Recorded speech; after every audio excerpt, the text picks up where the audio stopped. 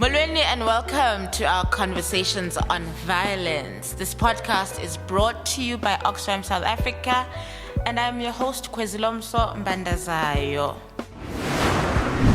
Thank you so much. I'm so glad you made this time. We're starting, right, this experiment at Oxfam South Africa, Conversations on Violence, where we're talking to our friends, our partners, the people who we get inspired by, who we work with, who we steal ideas from, who we strategize with,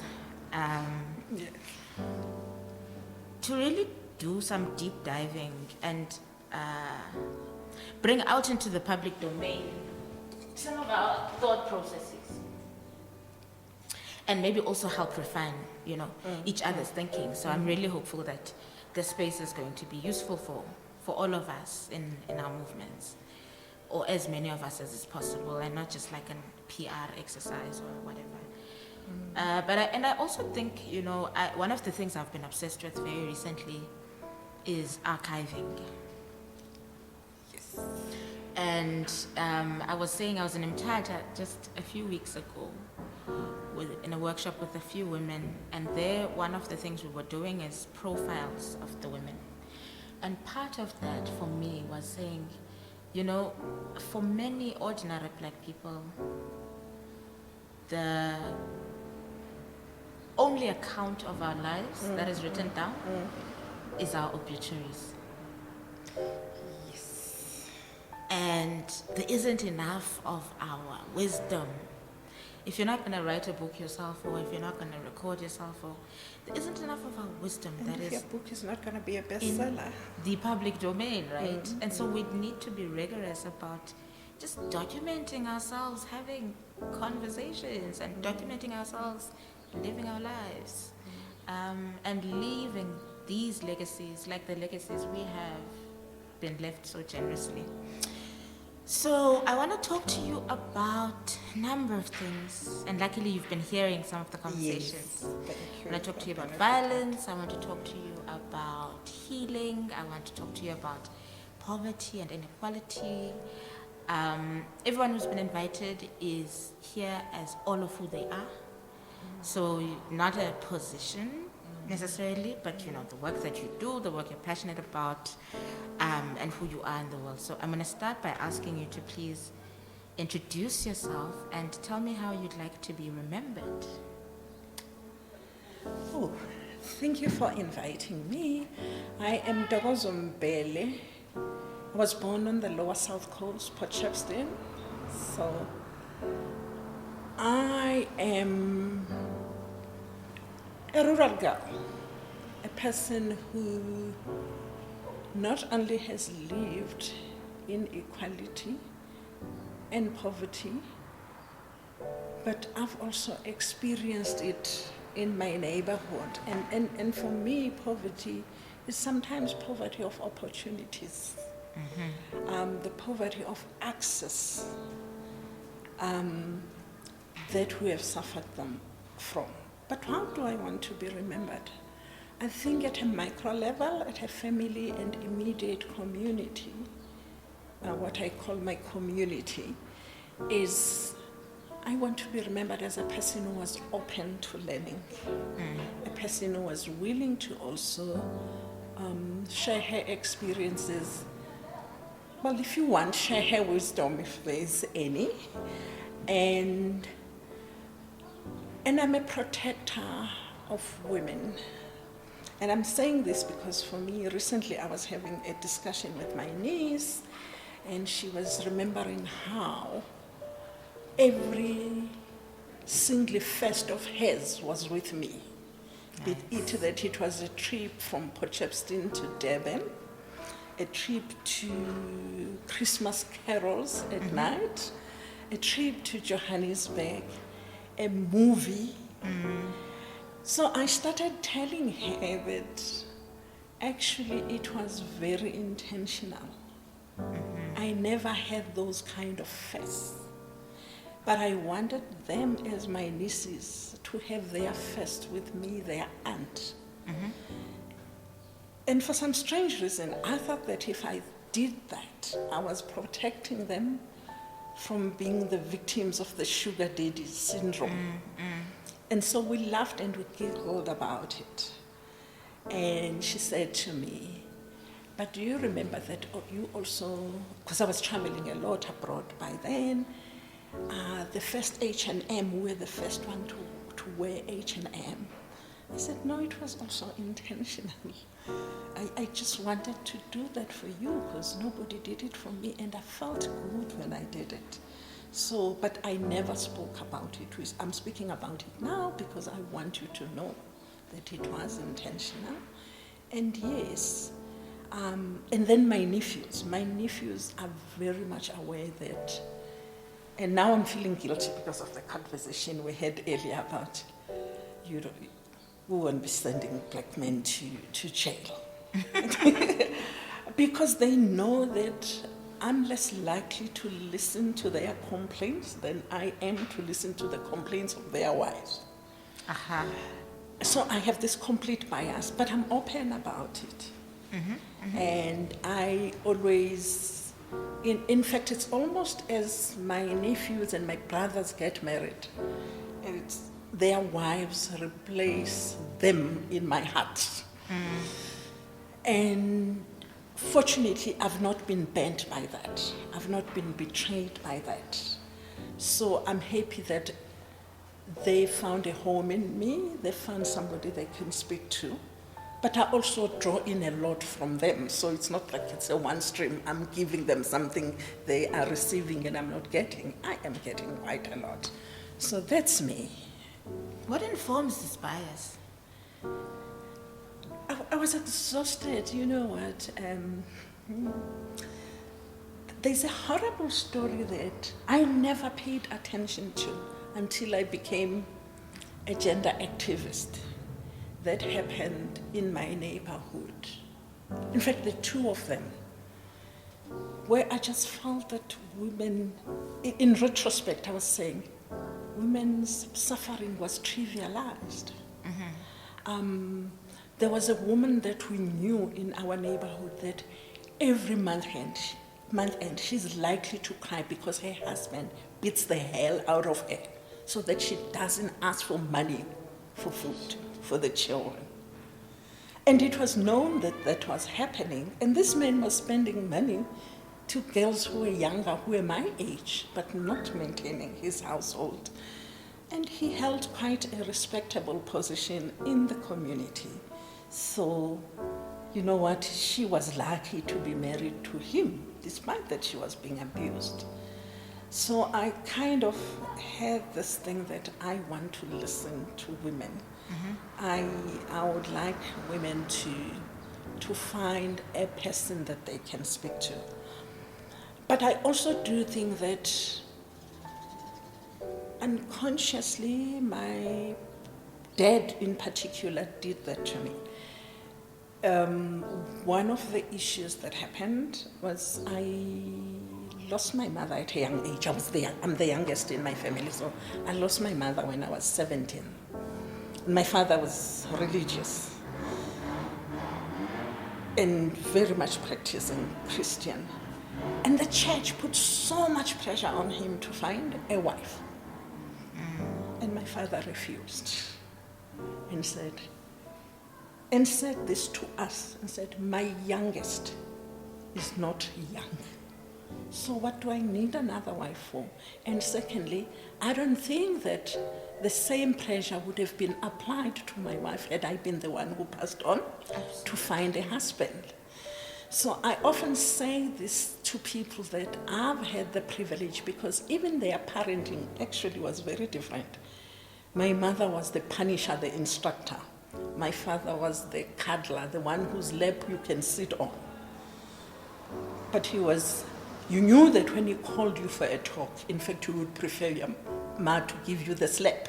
Because my father's talk was like brutal, you know. So I've got these experiences that for a man, my dad was born in 1920. The date is not very clear, between 1920 and 1919. I always say that he was ahead of his time. And he made certain examples for us without saying anything.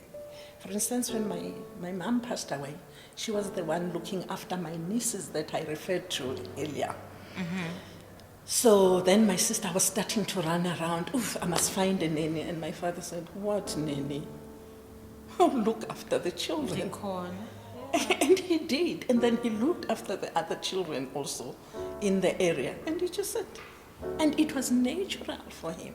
So though the way you knew that there was your place as a girl, because again, what happens in the house and what happens in the community is different. Is once you felt safe at home, you could straddle the lines, the gender roles, but it will be frowned upon in the bigger community. So I benefited from that, and I've tried at all times to do that. And sometimes I almost say to my nieces, scream if you have to. Yeah. I want to hear your anger. I don't mind my nieces being angry with me. I don't mind them talking back to me if I'm going to understand where they come from. What I do actually insist on is, can we do it with respect? Talk back, but do so with respect. So I want that to continue, because I think a lot of internalized trauma is because we were never allowed to verbalize how we feel. Yeah. And I don't want that to happen to people that I have access to, that I can give them an opportunity to be different from me. Oh, wonderful. So, Ma'am Ntokozo, tell me, what is your understanding of violence in South Africa, the globe, just, generally? I take it the same way that I take it with the poverty. The economic structure is violent. The expectation of what you should, as a young woman, or even as a woman, be doing in employment pushes you in that direction. So the violence of it is how you were brought up. But also, if you're going to travel to a city like Johannesburg for the first time from Durban in a taxi, you're likely to be asked far too many questions about your choices to move away from your rural home in Umtata or in Umkanduli, wherever it is. And you come to the city and you find these structures that are unwelcoming to you as a woman, for starters. But then the industries, I mean, I was talking to, I'm going to stray a bit. One of the projects that I decided to undertake in NUMSA, there are two of them actually. One is influenced by a publication that came out at the end of 2019, on bargaining for gender equity. In trade unions, we negotiate wages and conditions of employment, but we never look at the gender wage gap as something that perpetuates violence against women, because they are continuously, over a long-term period, they earn less than men. We might be employed by the employer. Every employer says equal pay for work of equal value.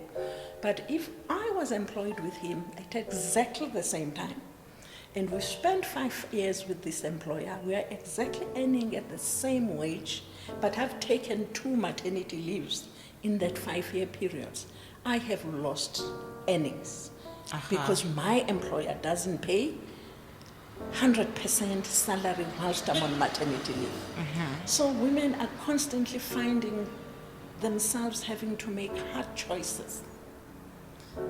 Women in the mining have to hide the pregnancy. They tie their tummies so that they remain flat, because you can't go underground if you're pregnant. And if you don't do underground work, there's certain allowances that you lose. Yeah. So there are all this. So for me, this is violence expressed through a wage structure. Absolutely. I remember earlier on when I started working for unions, one of the worst things was the definition of what a wife is or what a family is. It was defined in white cultural norms. Unfortunately, we had very powerful women in the unions who held powerful positions, and we started to debate how do we stop this violence? Because one of the things that men continuously did was you present one pay slip to your wife. They were paid weekly at that time. That was the late 80s. But the wife in the rural areas only knew one pay slip instead of fair pay slips, and it was presented as, this is what I earn per month. We then started discussing as women in the trade union, we need to end the weekly pay. We need to end the payment of salaries by hand so that it goes into an account. Hopefully that way we impact the lives of women in the rural areas or even in the township, because you can't tell a man what to do with his salary basically. So we took that. And the next big one for us was we changed the pension.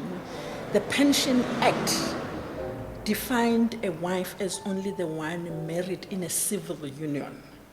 And we started arguing for something called the Provident Funds, which are now the common cause. In South Africa, everybody is in a Provident Fund, because then the Provident Fund, we made sure that we don't talk about wife, we talk about spouse.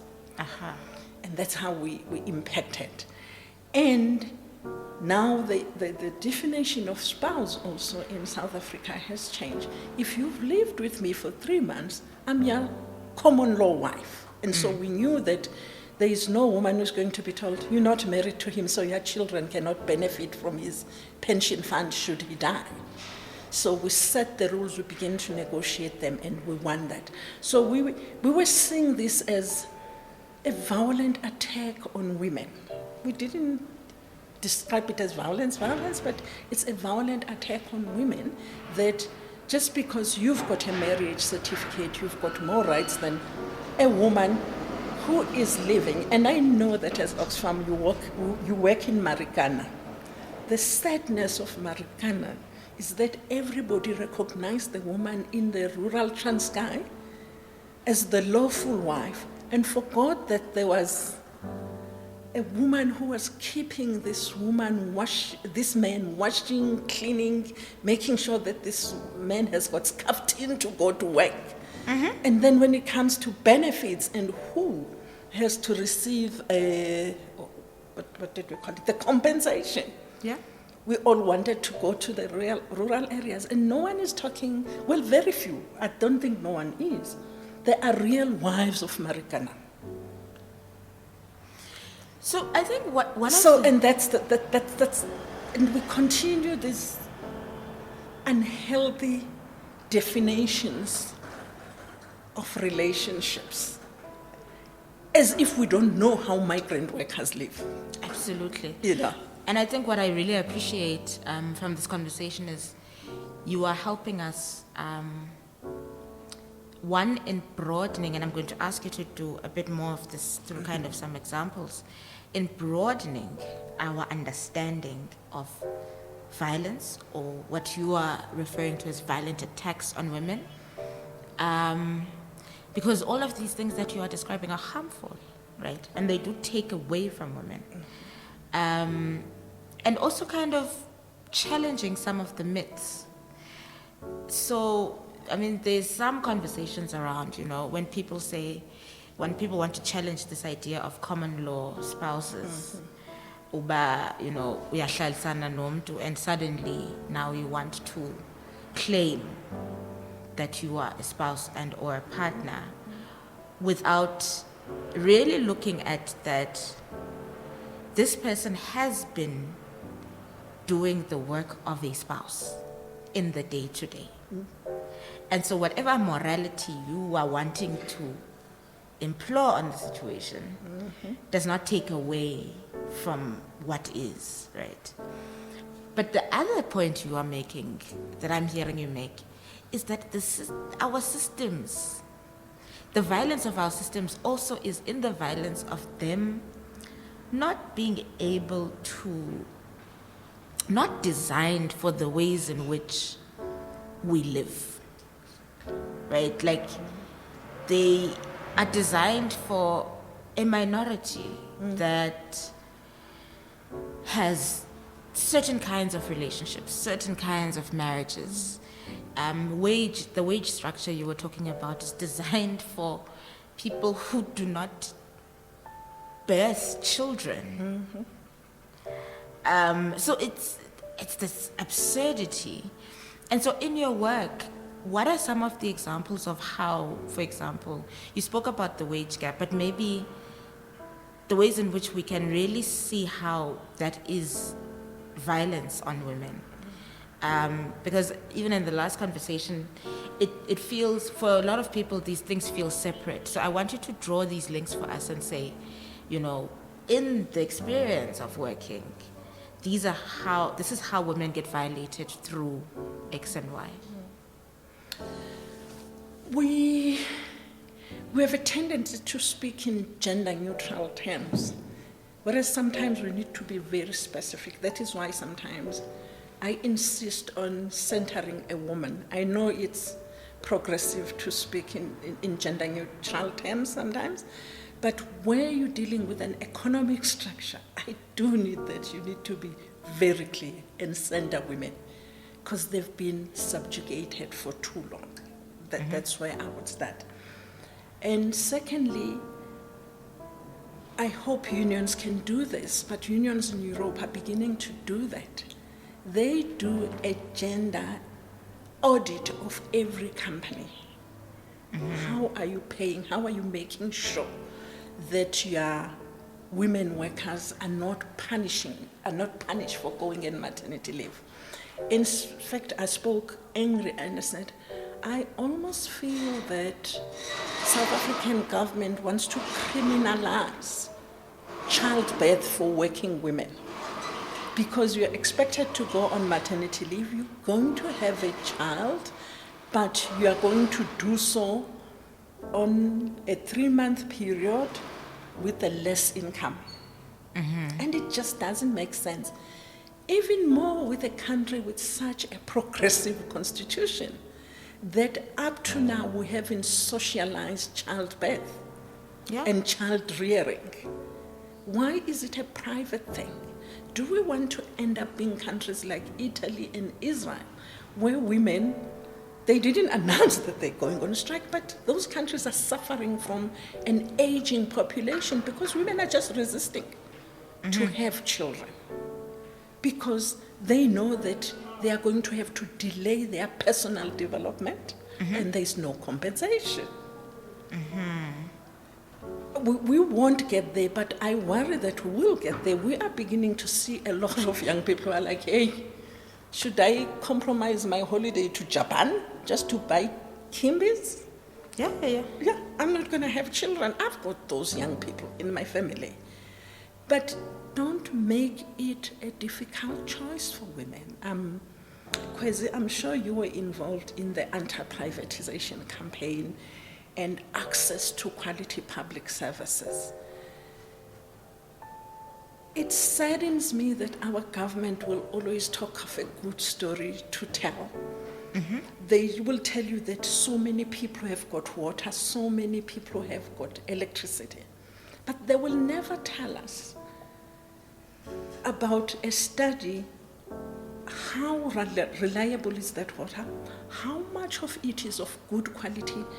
How uninterrupted it is? Because some communities will go without water for months, will go without electricity for months. Street lighting in a country where levels of violence are high is very poor, even in our townships. Now, I don't want to talk about rural areas, right? So how do you even begin to think that you can eradicate violence if you do not invest in giving all community members, all of your people, free universal access to public services. How would you do that? Because that means a mother, let's just take an unemployed, because unemployed is the majority.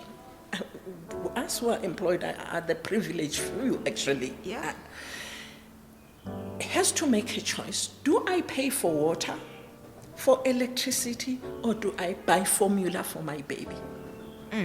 Why should that be the choice? And this That is... that a household has to make.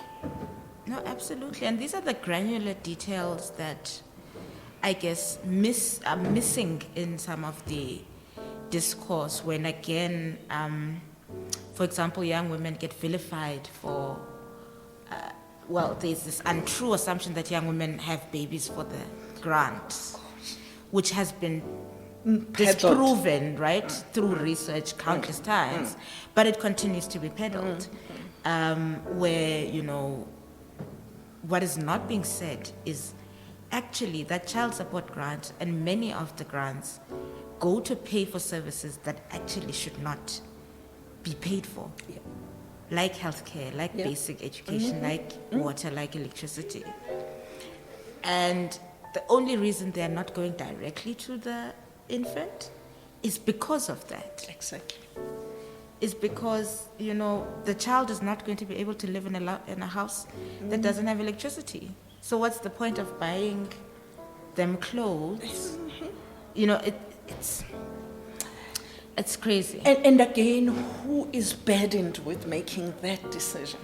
Yeah. In the majority of times, it's the woman. Yeah. Right? But also, I just think that people should, they should speak to us.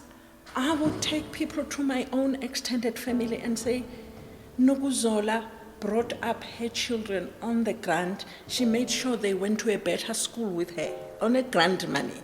It's not true that young people are buying human hair. I mean, human hair is very expensive. You can't buy it on that. Get 350. Or how much is it now? It's 1.2. I always see it on Facebook. So it's not happening. it's not happening. That's not actually what people not are true. buying. But it's also, and this is strange, I'm not going to mention this person because it's a person in a public domain. I listened to him and I was cringing, and I spoke to the friend about it. His explanation is that the SASSA grant is dividing the family the way that government is doing it. So, for it to work according to him, and this is a person very involved in the Department of Arts and Culture, he's saying, if you, Kwezu, are my daughter and you are still living under my roof, the child grant shouldn't go to you. It should come to me. Because if it goes to you, we are creating divisions within the home because you are still my dependent, right? Okay. So why are you getting this money when you are living in my house? I'm your mother. I'm still looking after you. And I said there were too many diplomats, the things that you can say when there are diplomats. But I was like, I'm going to invite this guy. One day we're going to have this discussion. So imagine that. Because that's also again, it's controlling women's money, basically. It's controlling women's so you're money. going to control the young mother's money. And why would that create a conflict anyway? Also, you are not understanding how the dynamic in that household is working. Exactly. But the assumption has been made that the government has divided households with this money. And those are people who are making policy decisions in government, and they hold these very conservative views, these views that are about you control the woman, you control the youngest woman. I mean, it's scary. It's scary. So what do we do? This is, again, a very male chauvinistic way of looking at things. It doesn't work like that. It doesn't work. She's still the mother. And you don't know, as you say, you don't know the dynamic within the home. Absolutely. Yeah. So tell me, Ma'am Tokozo, for you, for example, one of the things that's coming out really strongly is that, the violence of the broken economic system. How did we get here? Because for us to be able to fix it, we need to know what have happened. And this is where I'm going to be generous to the black men. Because I think they're as much of victims as we women are. And so what has happened, I look at this like, if you look at the tortoise, it's got this hard covering, right? And when you tap on it, the tortoise will draw in its leg and hide. How's the sound doing? It's that garage, actually.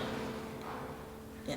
No, they've closed now. Okay. Well, okay. All right. So it will pull in so that you don't touch its sensitive bits.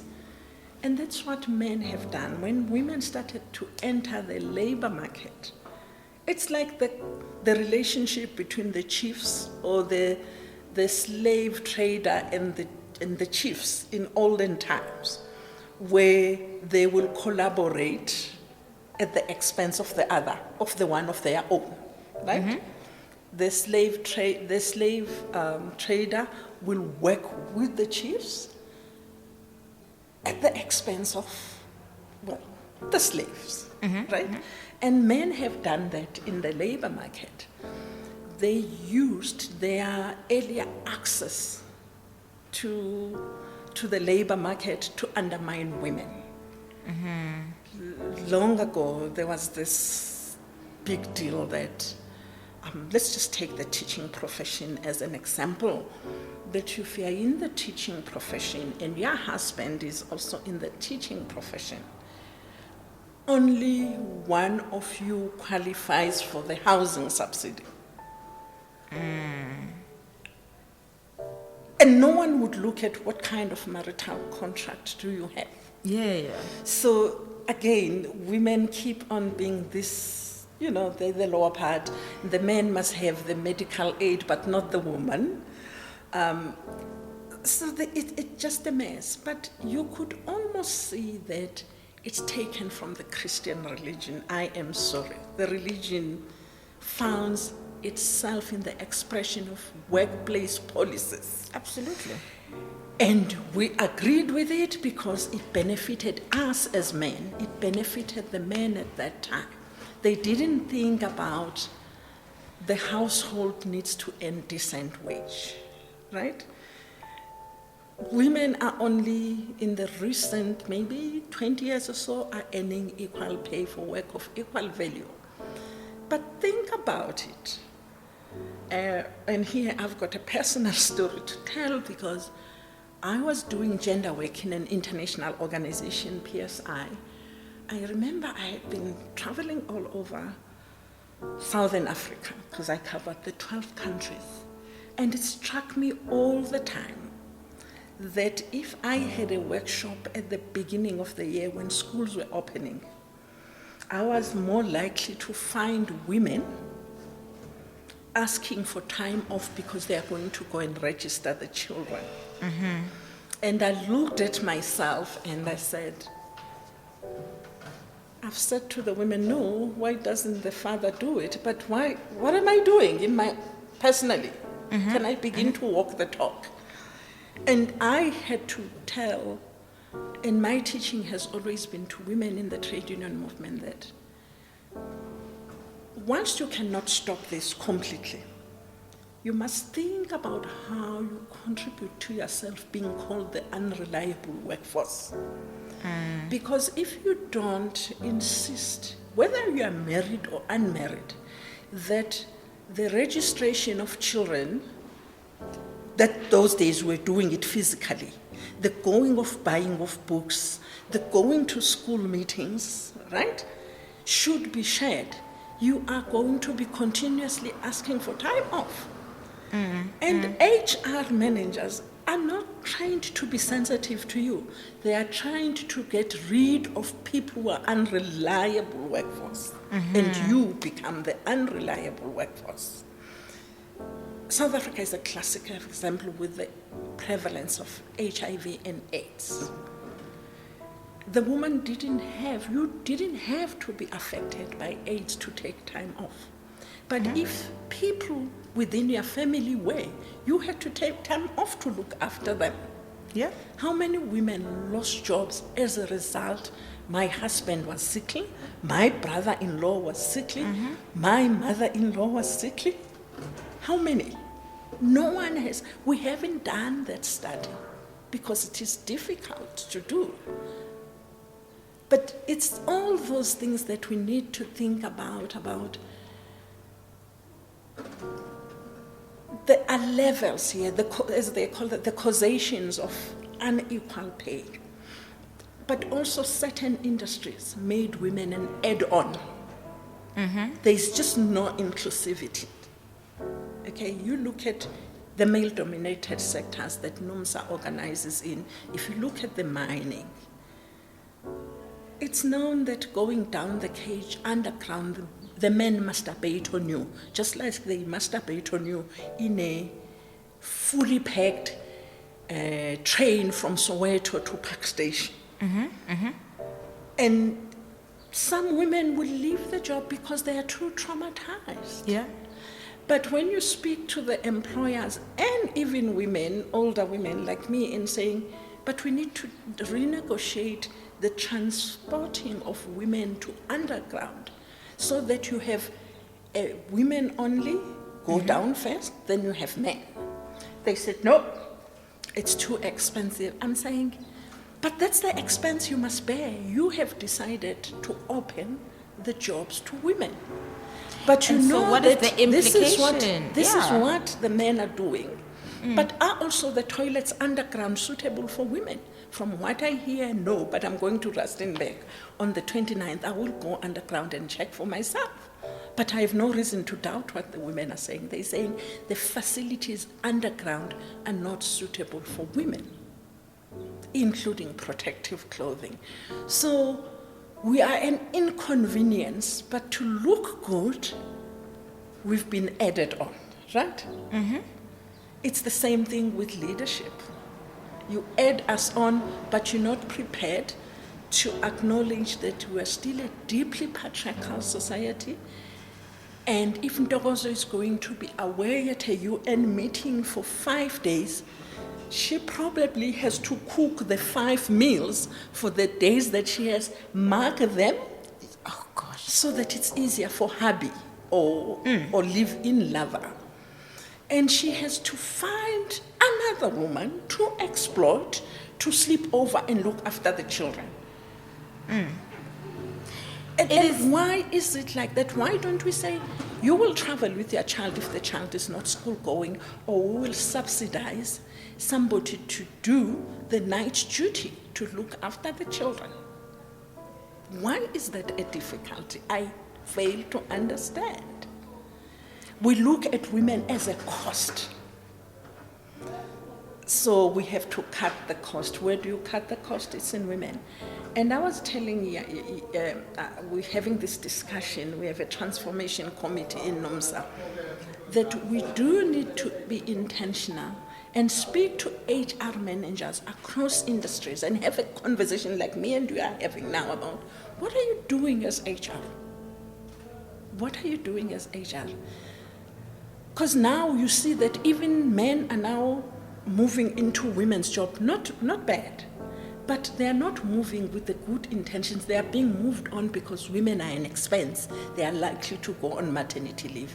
They are likely to take parental leave. They are likely to take Family responsibility leave. Sick leave. Who is burdened with a disabled child? Again, it's a woman. So we need to have this conversation. It needs to change. But HR managers are largely women. So We it's a need to really engage interesting one that, we are seen as a cost, Yeah. but, and I don't like to believe that, capitalism does not see or recognize unpaid care. Because the work we're doing when we're taking that leave is work that also keeps the machine going, right? Yeah. Because, someone has to make that lunch for the workforce. Yep. Someone has to be taking care and rearing the next workforce. Yeah. Someone has to be birthing the next workforce. Someone needs to be cleaning and all of these tasks, fetching water, etc. And so it's just kind of these multiple burdens where women must just Juggle the balls. do it, right? And don't complain. Because we're not going to pay for it. Yeah. Yeah. And I guess the biggest, one of the biggest lies that needs to be exposed is that these are just individualized matters. This is kind of, it is you who was the bad mother because you could not take your kids to register them for school. Yeah. It is you who was the bad wife because You can't supervise their homework either. you can't Who come supervise back homework. late. It is you who is bad for leaving too early. Yeah. You need to be better at this. So my question to you then is, what needs to happen for these things to be? I'm also quite worried, and I love that you kind of occupy a role as someone who was also organizing within the total shutdown. You occupy a role within like the quote unquote GBV space and in the labor space. What has to happen for us to see in a bigger way, in a broader way, the oppression of women and the violence against women in its wholest sense, from the cost of bearing children to being harmed physically by a lover? I think I've grown now, Kwezi, to where I don't believe that there is an ideology that will rescue women. I know people will throw socialism at you, will throw Marxist at you, but I've observed enough to know that none of the ideologies really understand. The isms don't understand sexism and misogynistic nature of the labor market. So, do I have answer to your question? We just need an overhaul of both the education system and the cultural and at a micro level, the family values. I always say to people, there's a conversation that is not taking place. And that is the conversation that needs to say, you have a right to earn a living. You can move from South Africa and work in Botswana, and there is nothing wrong with that, if that is your choice. You can decide to have or not to have children, right? You can decide to own or to rent. Because I just found that when women make decisions, they are questioned. Why would you do that? Why did you buy this car without discussing with me? Like certain people have got authority to tell you which car you can buy.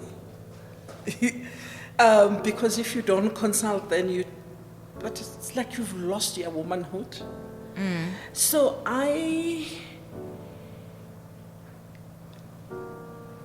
you know what? I think the unions need an honesty thing. We need.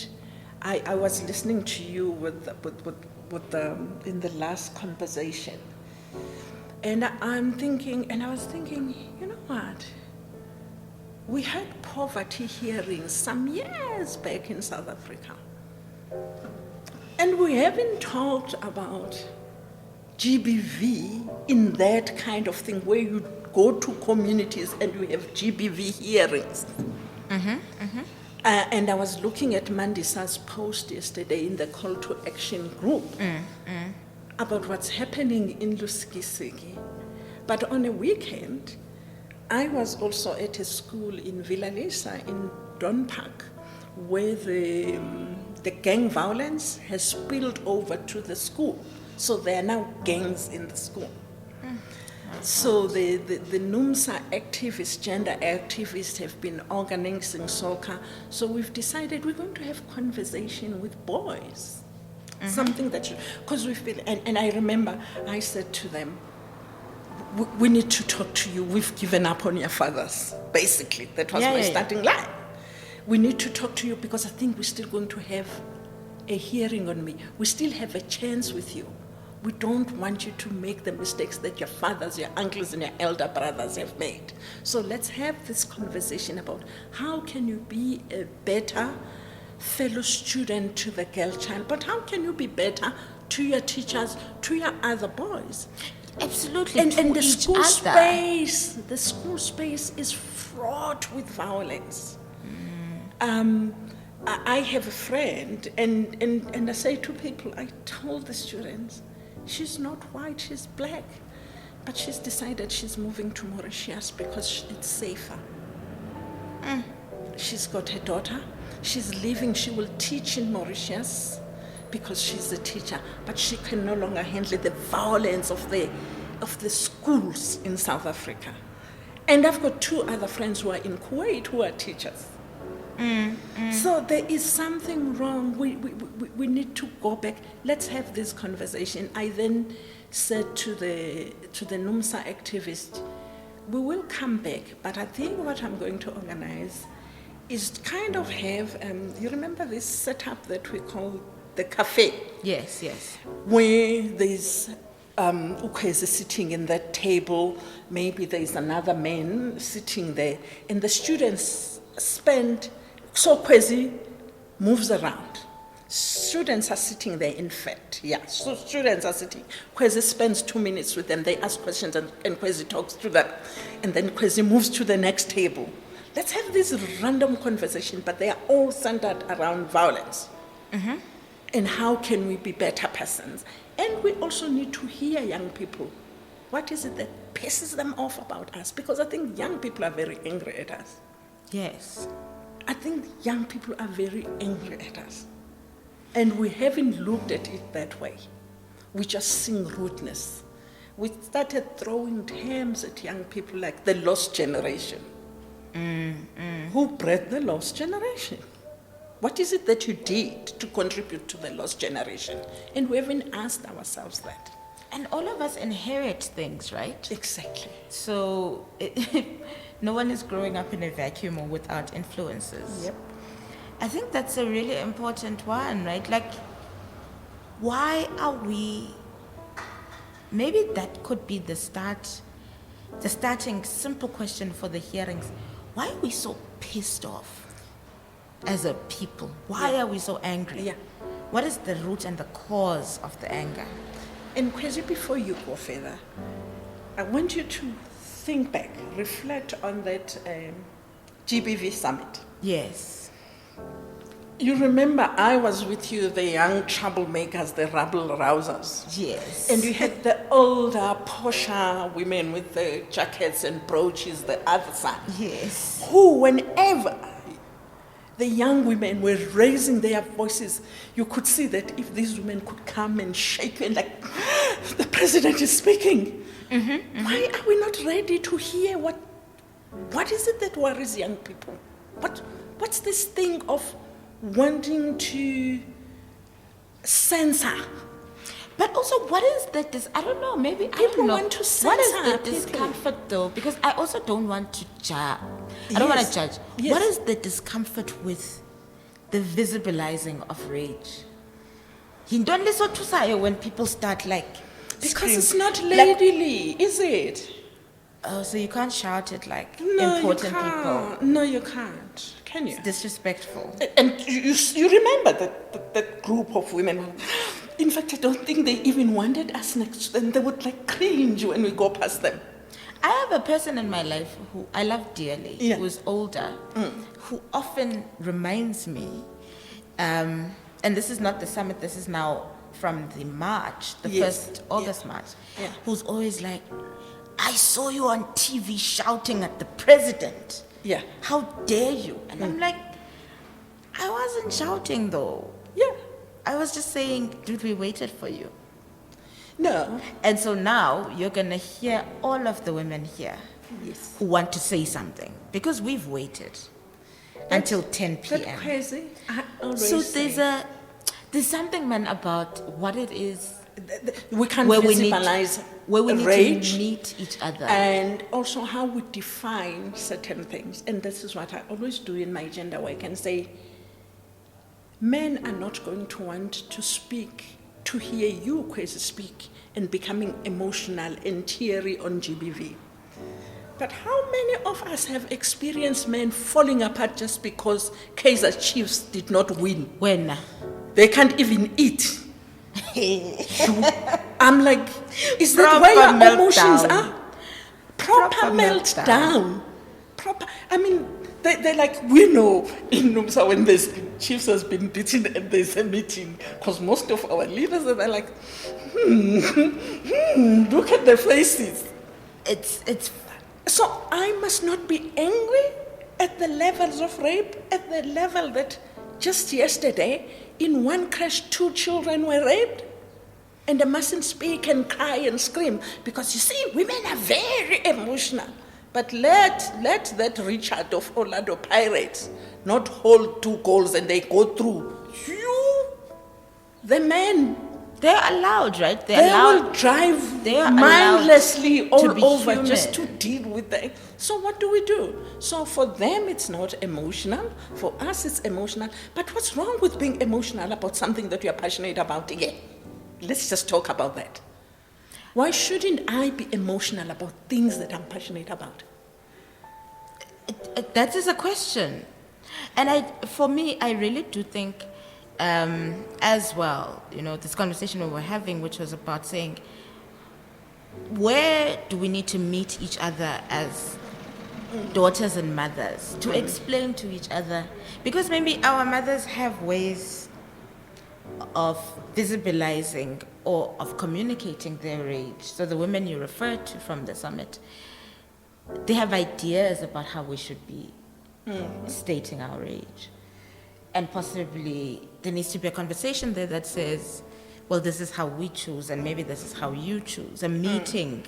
This thing that's always called the intergenerational conversations. And I don't know what needs to happen to the intergenerational conversation for it to be, for it to produce the understanding and the shared seeing that we want it to. What do you think needs to happen to those? We need to have a continuous conversation. It can't be a once-off. Even these hearings that I'm talking about, Kwesi, they can be held over the next 2 years. It has to keep going, right? Different layers. And also, I was just being reminded that the other danger that we might do, because maybe it's okay for the woman like the one who was like, hey, wena Kwesi, why would you shout at the president? At least she said that. How about those who are dismissive of your rage? Because that I found more insulting. When you're dismissive of my point of view, when you're dismissive of my rage, and see it, and you even term it, tantrums are both. So isn't some of it... So let's keep talking. But I have this thing. Don't participate if you're not prepared to hear each other. Because I think the problem is we talk and we're not conversing. Isn't some of the dismissiveness a defense mechanism, maybe? Yes. I went through this and I didn't scream like you. Why are you? Right? Because, and that for me is where we need to get to. Because I don't want to assume off the bat it's an ugliness. I've found that so let me make an example about myself, right? Yes. When I found myself being overly critical, which was my first My first instinct when some of the protests around hair racism in these former Model C schools, basically, that big call out, there was a part of me at first that was like, but is this a real issue? Like, why is this? But then when I listened and conversed, I recognized that there was a part of me that was unhealed from my experience and my inability to act like the young women now who are saying, never, it's not happening good. So, and I speak about this young person a lot. There is a young person in my life who was part of a mini protest in her hostel around food. They had demands, they had this. And as excited as I was to help her and to be in that moment, there was a part of me that thought, but when I was 17 and this stuff was happening, I didn't speak up. And so feeling Your shame. hair was cut, actually. I felt shame, right? That these younger, I thought myself an activist, exciting. But I failed to do what my daughters are doing. Is there something to that RE, the things that younger generations are just talking through and shouting about and screaming about, whereas older people are like, jealousy is not the word, but like there's unhealed trauma there, and so there's a ish. And how do we find ourselves to see this moment as also healing our own trauma? I think we want to constantly define what is a priority. Because you've had people like, for instance, when there was a whole negotiations about the new South Africa, it was, let's get the freedom first, then the women's rights later, right? Yes. But now we want to say to young people, is it the fees, is the free education, or is it the hair? But why should I get the free education if the expression of who I am through my hair is not allowed in this learning space? So I think there is a lot of wanting to moderate instead of agreeing that it's not competing priorities. There are various priorities for various age groups, for various sectors of the of the society, and we should try and support each other. If Ntokozo decides I'm more willing to work with young men, Ntokozo must do that. But I cannot then say, okay, you know what, men, you are too spoiled for wanting this. I must listen to them. There is a reason why they want this. But I also carry the same, is it the shame or the guilt that you carry? You know, sometimes when there's been a horrendous violent incident, like the killing of the Madebeni woman in Fort Hare, I remember I turned around and I said to my younger colleagues at work, with tears in my eyes, that I am sorry that we did not do much to make you inherit. I didn't fix this for you. I feel that you didn't inherit a better world. I feel that as well. So I sit with this sense of guilt that I can't say to a young man that you are safe in the streets of Johannesburg. Sorry, I didn't fix it for you. Sorry, I didn't fix it for you. In fact, sorry, I don't know how to fix it for you. Yes, I think it's the more honest one. The more honest one is, I don't know how to fix it for you. And so I'm constantly aware. And sometimes I'm like, oh, no, I will drive you, I will drop you off, then I feel better. But why shouldn't they be free to walk in the street at night? Why is it that you have to work something out for them to be safe? Why are we not having safe spaces in this country? Why can't I be able to walk out in Emerentia Dam without having to look over my shoulder? Why can't I go on a hike by myself with my phone? Try and take go. pictures You get raped, we'll tell you for you brought it myself. upon yourself. Oh my God. See? Ooh, So I don't this know. one. All I'm saying is I sit with the same guilt that we sit with. But I am more prepared to listen and be admonished by the young people. That's why for me, I don't have a problem when young people are angry at me, actually.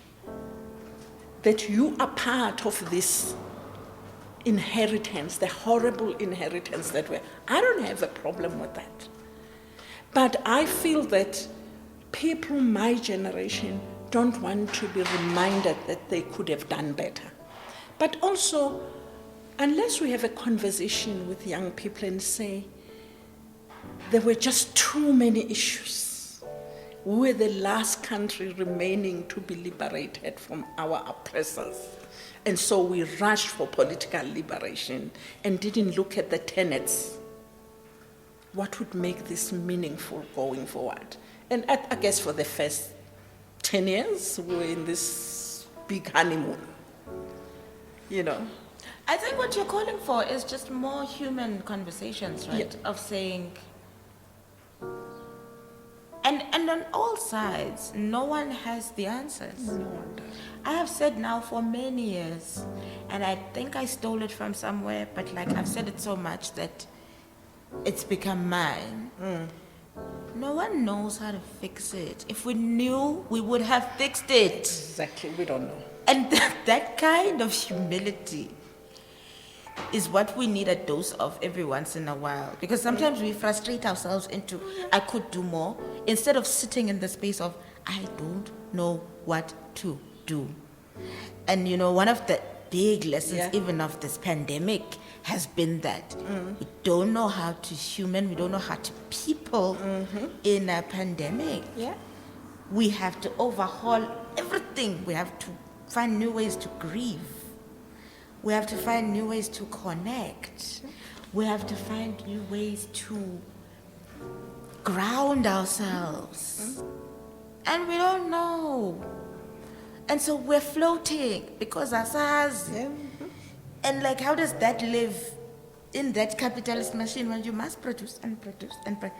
Anyway, I'm running off. Yeah. Ma'am, what is your, what do you want to leave us with? What are your what's your closing offering for our conversation? I'm a strong believer that we need a massive counseling session for South Africa. Ne? I truly do. I truly do think that we need trauma counseling for all of us. So Because we are a wounded nation. Crazy. We are a wounded nation because we are a nation that does not stop and ask a question. That in this pandemic that you referred to, the solution have been digital. We accepted that. Why would you accept something like that in South Africa where the digital divide is so wide? yeah. You know? And we said yes. We said yes. Look at the Gauteng government scrambling with the registration of schools. You make it digital? Why didn't you have a hybrid? From day one, it be a hybrid. Not that you say we will accept walk-ins only in January. Said the solution was lockdowns and social distancing, where majority of our people have no ability to do that. You know, Crazy, I raised this several times in both NUMSA and SAFTU because we used to have workers' conversations in the evening. And I said to them, you know what? How privileged we are that we decide that these women, it's better we speak to them after hours. We have these conversations with workers after hours. Have we forgotten that every woman gets out of the gate at work, rushes to ShopRite and pick up milk and something else that she needs to add up at home, gets home and start cooking.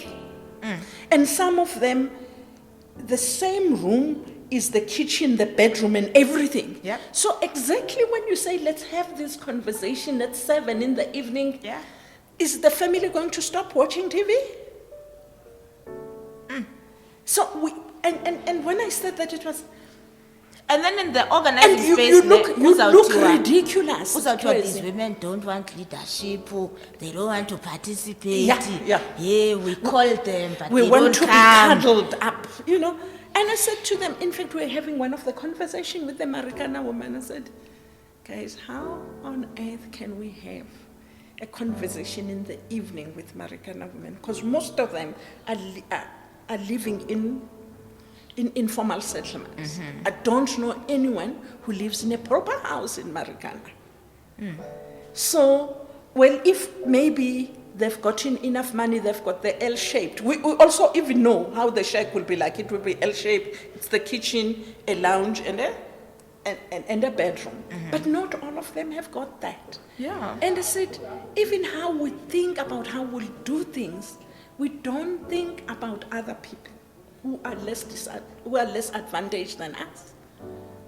We have the privileges.